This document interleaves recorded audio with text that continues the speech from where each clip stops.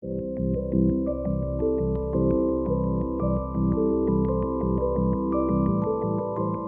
are now going to make the transition to the policy roundtable. I have a formidable lineup. Some of my favorite experts are on this panel. I will start with Rhoda Weeks-Brown, who is a General Counsel and Director of the IMF's Legal Department and one of my favorite colleagues. I have Mick Keane, my former colleague and tutor on everything that has to do with taxation. Mick, after trying for 7 years or thereabouts, has decided to move to Tokyo, and he is a fellow at Tokyo College at University of Tokyo. That probably will be far enough for him to avoid my repeated questions. And Joel is one of the lead world experts on taxation. He has been at the University of Michigan for some decades. Now, I was lucky enough to meet with him in the 1980s. I learned a lot from Joel. Joel actually was the man who sent me to Washington, and that did not work out too badly. So, to the panel. First, Rhoda, if you allow me. We have always been working together on taxation and governance. In the context of the pandemic, we have emphasized the importance of state capacity, good governance, and the avoidance of corruption. Corruption and bad governance undermine the taxation and undermined trust. And so my question is, what does the fund do to help member countries to build strong institutions to fight corruption and promote good governance? Rhoda, please. Thank you, Vitor, and good morning, good afternoon, good evening to all. It's wonderful to be here. Vitor, you've raised you've made some important points and asked a key question. So we certainly would agree very much that poor governance undermines the ability of the state to engage in effective tax policy making, properly administered taxes, and that in particular, corruption and bad governance does play a pretty critical and a pretty negative role in that respect. Maybe before coming to the issue of what the fund can do, I think the interesting thing about the pandemic, and this picks up a little bit of Tim's excellent lecture on these issues around state capacity, but it has on the one hand laid bare the pre-existing governance challenges that existed in many states. And in that context, we've been focused in the fund on issues around emergency spending, for example, on safeguards in that respect because of those pre-existing challenges. But the pandemic also provides this unique opportunity, it seems, to either build or rebuild trust in the system if we get it right in terms of how we do this response. And again, Tim's presentation, I think, has made clear the complexity of that. But I also want to think potentially the hope if some of these responses from states are useful in terms of changing where populations are, including on these issues of trust and cohesion that Tim talked about. But coming down to this part about the fund's role, Vitor, as you asked about, I would say that the fund can and will continue to focus and commitment to help member countries strengthen fiscal governance and to tackle corruption.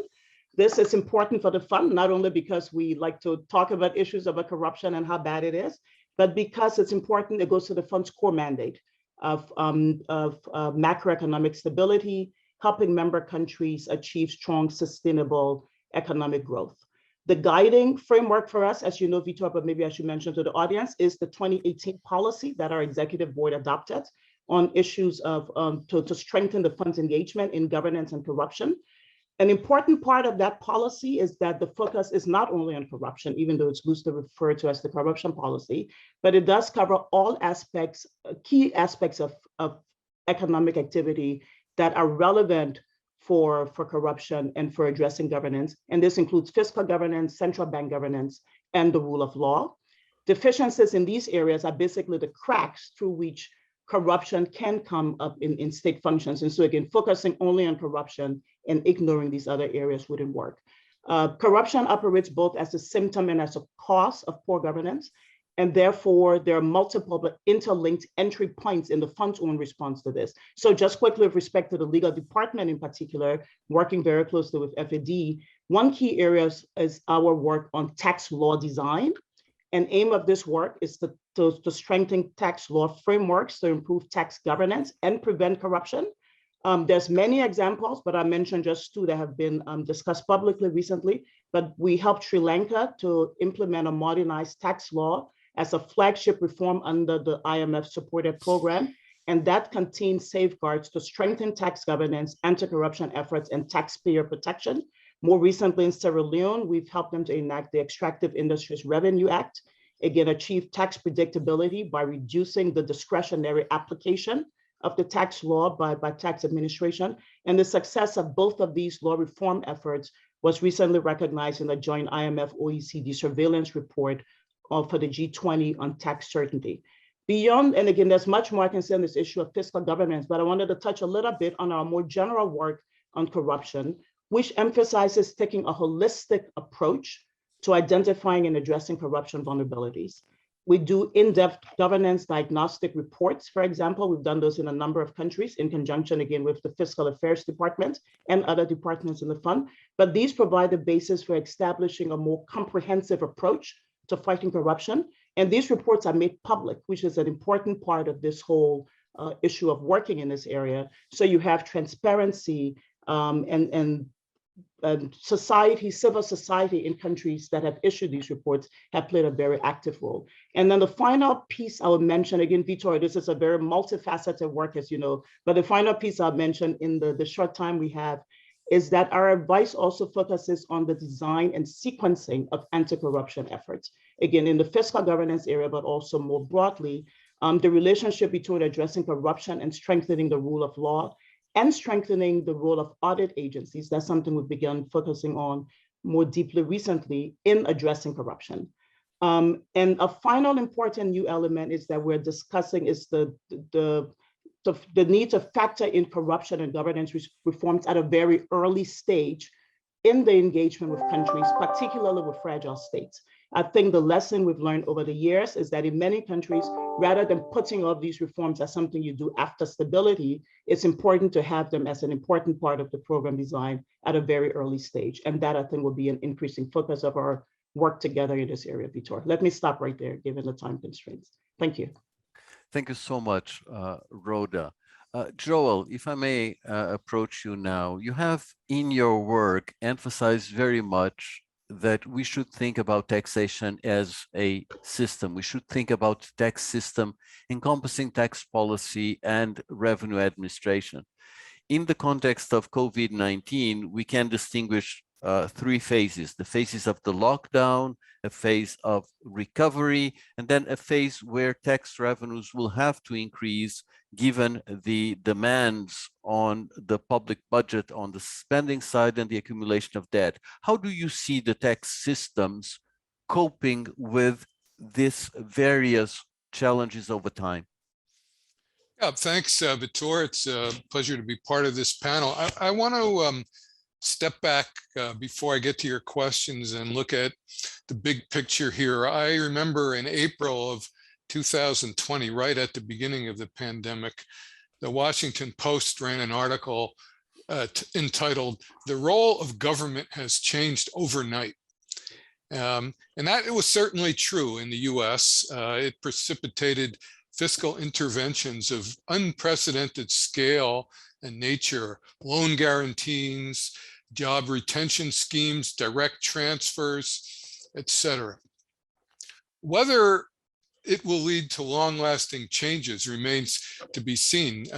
Tim emphasized this, saying, well, we're only halfway through maybe, so how would we know what the long-term impact is? But I think thinking about the long-term impact is really critical for public finance, because the crisis involves one of the most fundamental issues in our field, externalities, and one of the most controversial ones, the role of trust. And there I'm a little bit more of a skeptic than Tim in its role, and I'll talk about what I mean by that. So of course, externalities lie at the heart of the crisis. The most important one being the cross-person transmission of the virus. This is a clear negative externality, and our classic fix is a Pigouvian tax equal to the social cost of transmitting the disease. But of course, in this case, that is hard to target, and it's hard to value this social cost. And so it might be a case where the regulation approach to externalities dominates the tax approach. But when it comes to testing and vaccination, Pigouvian subsidies have a natural place. The benefits of wearing a mask or taking a COVID test accrue almost exclusively to other people, and thus it provides a textbook case for subsidizing masks and tests, which many countries have done. COVID obviously also features cross-country externalities. We're reading about them in the headlines every day. And in my view, the mostly uncoordinated response of countries to these cross-country externalities has clearly been suboptimal. But the other issue is trust in government. I labeled myself a skeptic, but let me tell you why, and let me address whether it's changed and how it affects tax compliance. In the spring of 2020, there seemed to be a blip up in professed trust in government. Some surveys showed a pretty big increase, but a sustained increase has not materialized. The increase in trust from January to May of 2020 has nearly been erased by now. According to the Pew surveys in the US in the spring of 2021, trust in government was 24%, a low number, up from 17% 2 years earlier, but still near historic lows. Finally, let me talk about what we know about the impact of trust on tax compliance. Of course, in the canonical economics model of tax evasion, it has no effect. Whether I evade or not depends on my perception of whether I'll get caught and what will happen when I get caught. And I have to say I'm firmly in the camp that trust is second order in terms of determining tax compliance compared to the threat of punishment. In the big wave of research about using randomized control trials to study the impact of tax enforcement, appeals to conscience and reminders of the good that government does almost never, not never, but almost never budge evasion behavior. Note though, the reason we don't find that usually might be because these interventions fail to change people's underlying trust. And if that's so, the RCTs don't really measure the effect of changing trust. They measure the effect of what a tax agency might do to change trust instrumentally to get people to change their behavior. I believe that how government handles vaccination and lockdowns is likely to affect trust a lot more than getting a letter from the IRS talking about civic duty. Let me be clear.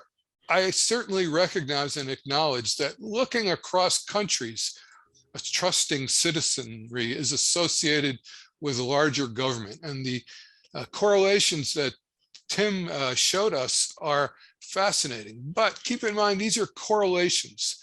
They're not causation.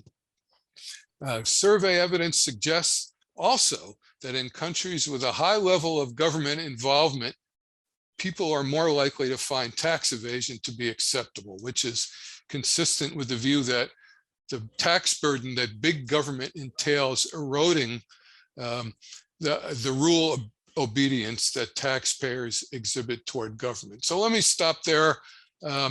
Vitor, you can move on. Thank you so much, Joel.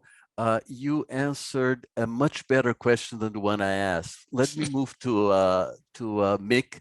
Mick, when you were still around in the Fiscal Affairs Department and we were discussing the pandemic, you very much raised issues to do with equity in the financing of the effort which was necessary to fight the pandemic. How has your view evolved on that particular dimension? On the fairness issues, yes, I think we know, and we've known for a long time, that the impact of the pandemic is very much screwed to adversely affect most vulnerable groups by range of things, by income, by gender, by ethnicity, by age. And we've known too that some groups have done pretty well out of the pandemic. So we've had a kind of a major distributional shock. What might we expect the tax response to that to be? Well, we always kind of look back, as Tim was saying, we kind of look to see if, well, what are wars? Do we have any lessons from things on the magnitude of wars to draw on? And it's not a kind of fanciful comparison. The deaths in the UK are equivalent of having had the Battle of the Somme, first day of the Battle of the Somme, about 7 times in the last 2 years. So it's a substantial impact, comparable to wars in many ways, even more so in many other countries. And you know, one of the lessons from laws not only is the high levels of revenue that Tim showed us, but also very progressive tax systems that came out of both world wars. And it's not obvious, you know, if you're going to raise more revenue, it's not obvious you go for a more progressive tax system. So what was going on, and one, I think, quite persuasive story is that there was a kind of a sense of solidarity that came out of the wars, particularly the idea that basically the lower income groups had suffered disproportionately through the actual fighting. That there was the case emerged for, let's have a kind of conscription of capital to go with the conscription of labor, result in kind of very revenue productive, excess profit taxes, very high marginal effective tax rates, so on and so forth.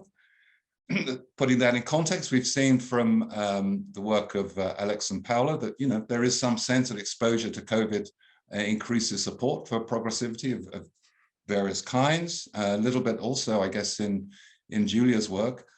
So we might expect there would be some very notable kind of pressure towards increasing, in some broad sense, the progressivity of the tax system. As Tim says, it's kind of the impact's more complicated than simply income, but nonetheless, we might think as a first approximation, we might expect to see a big push for greater progressivity. So I think the question becomes, well, where is it? I don't actually think we see that at the moment. You know, we see some interest in wealth taxes and so on. Not clear where that's going to lead.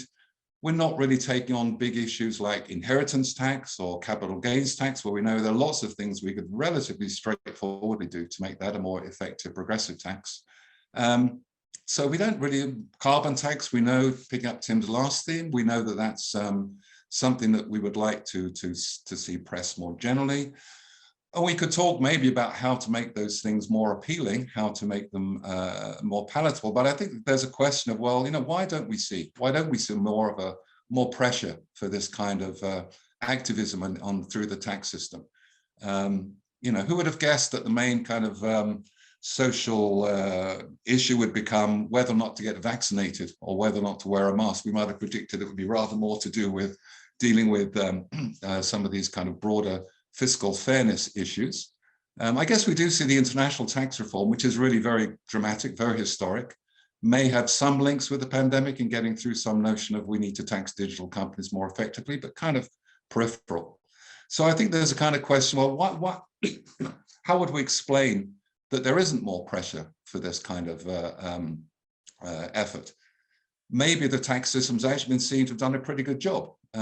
Some of the presentations we've heard this morning, I think people have been pretty quite creative in using the tax system to support the economy in ways that also probably support fairness in some broad sense. Maybe there's a latent demand that hasn't yet found its percolated up into the political arena in such a strong way. Or maybe, sadly, there's something about the pandemic that just doesn't have the same kind of impact. I don't know quite what that would be. Maybe in the wars, the richer groups did actually suffer quite a lot. I mean, the deaths among the officer class in the First World War were, I think, higher than on average. Maybe the higher income groups haven't actually suffered enough yet for this to really created this sense of social solidarity. So I'm not answering what I suspect your question was. Sort of kind of asking why it isn't in a way more of a question. Maybe if I have 30 seconds more, just to note there are going to be other things going on as well. If you think about it from an optimal tax perspective, there are various things going on. There's the increased revenue need, and there's a couple of recent papers that argue, well, actually revenue need in itself tends to point towards less progressive tax systems, which I think we sort of more or less knew. We have a change in the distribution of income, or whatever distribution of whatever it is we're interested in terms of fairness. And maybe we also have a change in social preferences, social rankings. I don't know. So it's a complicated story. I think, as I say, I'm not answering your question, but I can use the excuse that my connection cut out precisely in the middle of the question, and therefore pick my own one. I'll do that again. I must remember that trick for next time, I think. Thanks, Vita. Thanks, Mick. And again, fascinating points. So much so that, Tim, I was hoping that you would be willing to react to the points that Mick has just made on the tax system and distribution, and the points that Joel made earlier on trust. But I want, in a sense, to frame it in my own way, if you don't mind. I was quite impressed by your use of the war analogy that, again, Mick used as well, in particular, because I just saw a paper by George Hall and Tom Sargent in the occasion of the celebration of the 40th anniversary of Sargent and Wallace. And what Hall and Sargent do is to look at fiscal policy in the US in the context of the pandemic, using the analogy with the two world wars, which is very much what you have in your own chart for the UK. How much do you think that COVID-19 will push for a change in the tax system, exactly as what happened in World War I and World War II? Okay, lots of great questions. I'm going to try and pull them together, because a little bit I'll begin by reacting to a combination of what Joel said and what Rhoda said. So here's, Joel is of course exactly right. When you look at sort of the RCT type randomized intervention stuff, or whatever people do, you get modest impacts, to say the least. And that some part of me is not surprised, but let's talk about what the big fact is out here that of course will never make sense of by any single piece of research.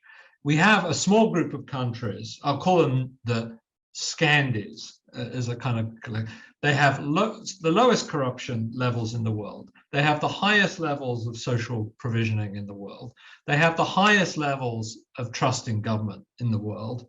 They have progressive and high rates of taxation. And to respond a little bit to what Mick said, they have very high rates of taxation, even among relatively middle income people. It's not, I mean, the systems are progressive, but they also tax middle income people a lot. That kind of macro fact is hard. I mean, and of course, there's nothing causal, absolutely nothing causal. They also have very cohesive societies. They have pro-redistributive preferences. They have parliamentary system. And we're never going to disentangle some causal story. So I have no idea what causes what, and I don't think anyone who told you they did would be worth anything. But at some level, the question is, how do we think about what could be going on there? And in the work with Torsten, rather heroically, we tried to write down a framework that might make us think that you get this cluster of outcomes that look like Scandinavian countries, but they're not just Scandinavia, they're other countries, that could be explained by a set of complementarities. So you're not just shifting just shifting trust on the margin for a few people who don't trust the government is never going to shift the US to being Sweden. And so what the sort of margins on which we're able to do that kind of very well identified evidence is surely not a margin on which this big picture story about what's going on in the world will face. And that, you know, John Weigel's work, as I mentioned, on DRC, absolutely wonderful work. But again, it's done by doing field experiments, and you're not going to turn the Democratic Republic of Congo into Greece, even, let alone into Denmark anytime soon, by the kind of margins of intervention. So I do think that, you know, we struggle to match these sort of micro things to the macro, and that's where it's interesting you referred to the work of Hall and Sargent. I mean, at some level, one wants to sort of these have to be viewed at in macro terms ultimately, but we need to think about what the mechanisms are, the micro mechanisms that are big enough to generate macro facts. And everything always comes down to kind of how big can we ever plausibly make the complementarities, and we don't have any good way of calibrating those in any meaningful way. But the one thing I like that you said there, Vitor, which I believe is the big story of these events, whether we call them, whether they're pandemics or wars or anything that can shift the degree of cohesion, is about very high levels of participation in paying for stuff. It's, you know, it's not just about trying to look for progressivity. Now, it's true in very high inequality countries, if you're going to raise a significant amount of revenue, you're always going to look to seeing how much you can get out the very rich. That's absolutely right.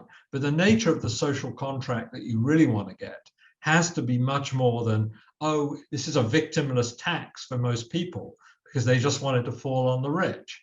And so you can have a movement that says, let's just go after these rich people. But, you know, that's not going to build you a social contract. That's just going to build you a kind of system that's based on them and us, and believing there's some people out there who can all bail us out. So I do think in the end it's about very broad-based taxation, funding very universalistic public goods and services. And maybe the pandemic will lead us there, but I'm not actually overly optimistic that it will. Very good.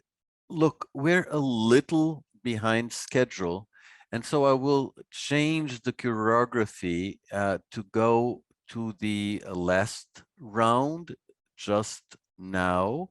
And I would like each one of you to think about what is the one lesson on taxation that you take from the pandemic.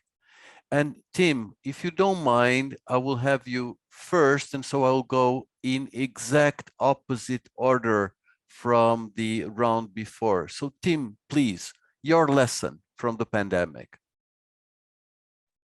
Okay, well, I'm not sure it's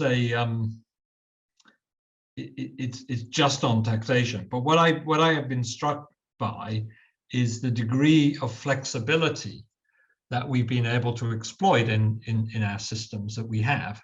I mean, Joel talked about the US. I mean, I guess you had lots of countries in mind, but you were, I think, hinting at the US. I think the lesson is that if you've got the core capacities right, you have an IRS or an HMRC that is functional and able to do things broadly well, you have a legal system to back that up, then you have an enormous amount of flexibility. So I think we've learned about resilience, in other words, and that we do have relatively resilient systems that can be deployed in new and emergency ways. And I would not have guessed that. I mean, the furlough scheme in the UK was hatched in days, and they turned a system around in days. And I think I've learned that's a really, I wasn't aware that we could do that. I really wasn't.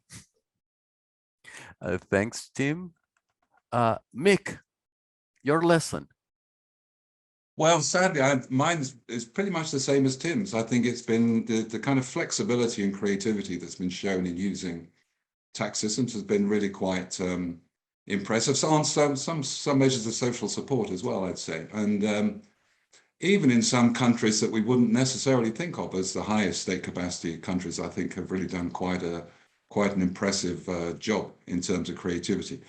I suppose maybe creativity is easier when you're giving money away than when you're trying to raise it, but nonetheless, I do think that's probably the thing that that would stand out for me. Sorry to be the same, but I think it's been quite impressive. Thanks, Mick. Joel, your lesson, please. Yeah, my lesson isn't exactly the same. First, I have a lesson I learned from this panel, which is that Tim and I mostly agree, which I didn't think was true when we started. I think we agree that trust is an absolutely key asset for a country, but that trust building is not necessarily an important and feasible component of tax policy.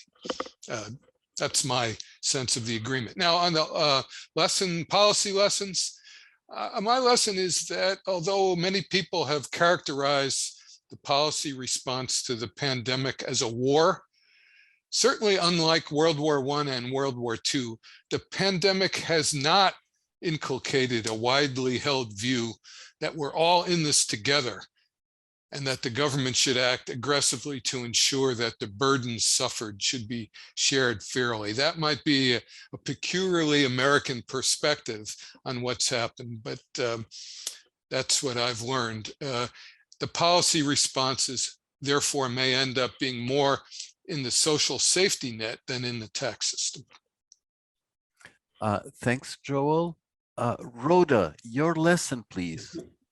Thank you. I'm glad to be the last coming in. I mean, I think I'm going to draw the first lesson. I'll give you two lessons, Vitor, continuing the tradition of not quite answering the question. But my first lesson is related to resilience, but it's a bit of the point that I think Mick made, which is, of course, the bigger countries have been amazing in their response and maybe surprising, but maybe not so surprising. But I think we should also be impressed with the resilience and the efforts that smaller, in many cases, lower income countries have made in their own way, responding and managing this sort of crisis of a lifetime. So I think it's one of those sort of slightly untold stories here. But I think the other lesson for me is very much how, in some ways, tax history repeats itself.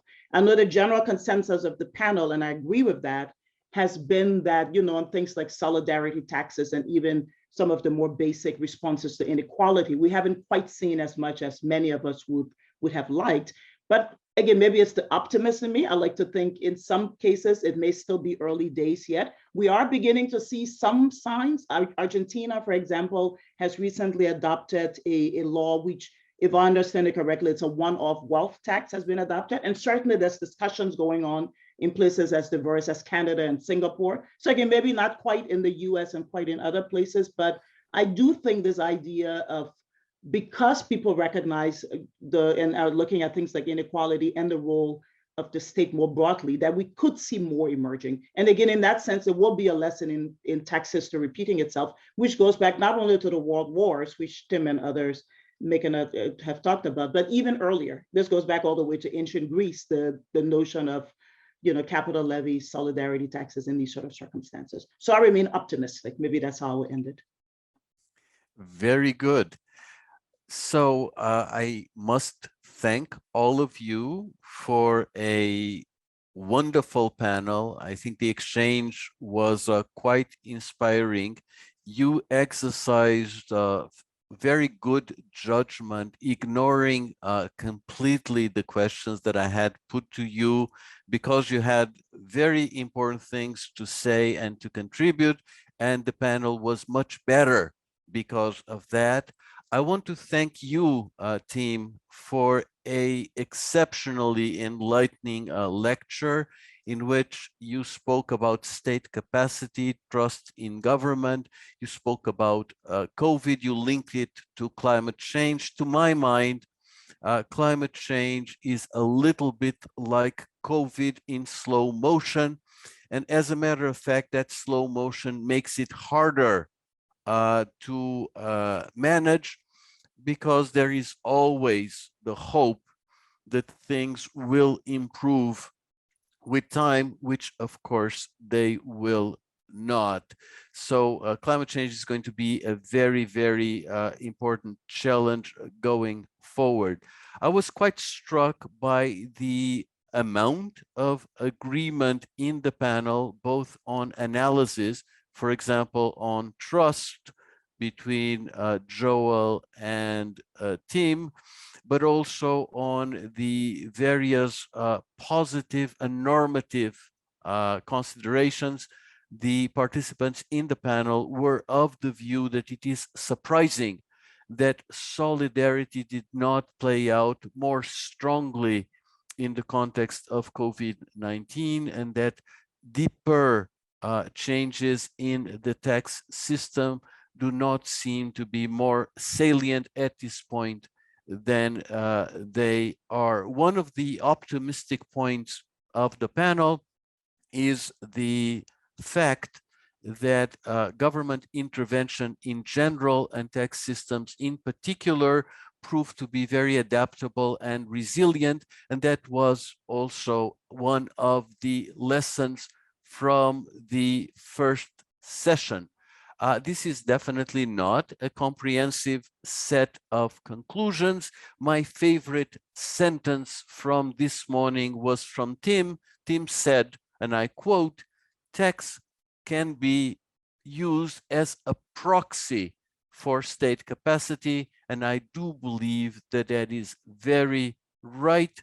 Tax capacity is, with legal capacity, one of the major enablers of state capacity. And I would stop here, thanking you all for participating in this first day of the conference. And I believe you should be looking forward to an excellent day on tax administration tomorrow. Thank you so much and see you tomorrow.